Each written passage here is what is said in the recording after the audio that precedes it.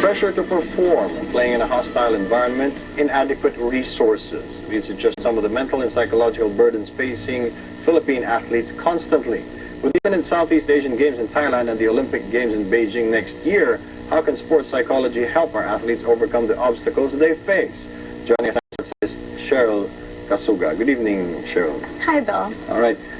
Tell me a little bit about what sports psychology specifically deals with, because primarily here in the Philippines we talk a lot about the training that athletes go through physically, but not mentally and psychologically. Well, basically, sports psychology deals with the things that go on in an athlete's mind. And these are things like focus. When do they need to stay focused? What are the things that they need to be focusing on when they're performing? Also, it deals with how do you manage your anxiety, your arousal levels.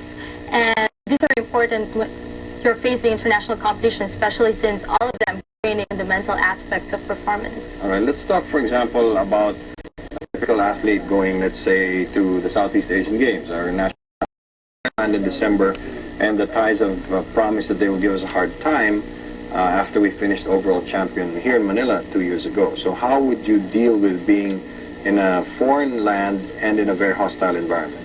They need to do a lot of mental preparation for this, because I know that physically they're like training hard all year and they don't want to put that to waste. So first of all, they need to be aware of the demands that they're going to be experiencing psychologically. What are the things that they need to be coping with? Who are they going to be competing against? And what do they need to do to prepare for adversity that might happen? For example, if you're going to be in a different environment, what are you going to be? What should you be prepared for? Or if you know the people that you're going to be fighting against, what can you do to psych them out, or for you to be able to overcome your own anxiety levels in an international competition? All right, now first, let's take those things one at a time. First of all, adjusting to a foreign environment. What are some of the things that you can do to overcome the anxiety you will get? Most of the time, it's better to prepare for what you think is going to happen. What athletes usually do in the U.S. is they do imagery the imagery at night or before the competition, and they think about when they perform their best, so that way they'll be more confident. And they also think about things that can go wrong and how do you cope with that, because there are always going to be times when you're going to be lagging behind and you have to overcome that. There's times when you're not going to be feeling well or feeling confident, but you need to overcome that. So you have to think about things to do to cope with different things that can go wrong. All right. Now, speaking about something more specific in particular, for example, today's game, the Ateneo LaSalle game, that was a very high-pressure situation. What are some of the things that add to the burden of having to play in that kind of atmosphere? So when you're playing with, especially if it's a high-level competition and if it's against a rival school, usually what happens is there's added pressure. So when you make an error, it's not just an error, it becomes a bigger error. Like you lost to the rival school's center, he blocked your shot or something like that, or you missed the crucial point that could have made your school some glory. And an athlete should put that aside and just like focus on the task at hand, which is basketball, because all of these things are just distractions. What's going to happen when you win, or what your school's going to think of you? These are things that don't matter. We need to be focusing on the game plan. And I'm sure that the coach has given them good instructions, and they need to just carry that out and put all of those things aside, like all the rivalry, all the pressure that's added into this crucial performance. Well, how would you prepare them, if, for example, given that specific scenario? Because we're talking about you're playing in an arena where there are 20,000 people screaming at you, where your whole family or your friends are watching, and you know that everything you do has an impact on all the people who matter to you. How do you prepare an athlete to block that out? Usually at night, it's best to create an imagery script. This is just like a mental image of when do you perform at your best? Okay. When are you the most confident? If you played this team before, how were you when you were playing at your best against this team? What are the things that you've been doing that works? And you just play that again and again in your head. And also you can play the things that you want to do. Or like if your coach gave you instructions the day before, just play it again and again in your head. And in your head, you need to play it out perfectly, how you want it to happen.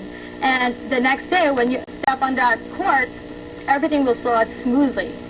Because your body's prepared, and mentally you're also prepared. It won't take you a long time to react to what's going on. And at the same time, you can prepare for the crowd.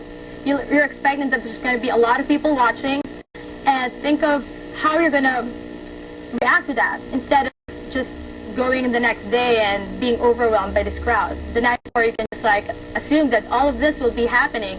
So when you step on the floor, you're all confident. Now, I understand that there's something similar to the work of Dr. Dennis Waitley, where he took the visualization techniques from the NASA program and applied it to American Olympic athletes. Looking at the Philippine scenario, where do we rank? How far behind are we here in the Philippines? Does sports psychology exist at all in this country? The only thing that I've ever researched about the Philippines is there's a book written by Aruebo about sports psychology. It's a little technical, but it's definitely something that athletes can pick up and they can read about. At the same time, if you're going to ask me how we're ranking in the world, all of the other Asian nations are already doing something when it comes to sports psychology. The latest one is Taiwan and Thailand created a research institute for the advancement of sports psychology. So if we really want to be on top of the sporting field, we need to do some mental training, and we can start by awareness of the mental aspects of performance, what we need to do to cope with the different physical and psychological demands of sports. What about the cultural aspect, for example, here in the Philippines, of pahiyang? You know, they wear the same clothes whenever they're winning, they lose, they junk everything, or like, for example, what some teams like LaSalle did after a particularly painful loss, all the players and the coaching staff shaved their heads. Are these things done outside of the Philippines? Yes, actually it is. It's very cultural, and the thing is, there's nothing wrong with that. We just need to really debrief and talk about the experience and talk about the purpose of why we do the things we do. Maybe shaving your head after a loss is a good way of letting go, because we can't like play the next game having all of that negativity with us. So by shaving, you can purposefully make a mark and say that this is our symbol, this is our trigger to let go of the past and move on to the future and to be more prepared for the next match. What about the involvement, let's say, of prayer? Because, you know, it seems that athletes pray the most when they're about to play or when they're in the middle of the game. How does that help? Well, our nation is very religious, and it's good to have something that would help you, inspire you, or give you confidence. Sometimes Filipinos get inspiration from praying, and they can feel that they can do anything with God's help, and that can feed into their motivation and their confidence. Okay. Sports psychology is a technique that you apply to athletes, but how young can an athlete be to have this applied to them?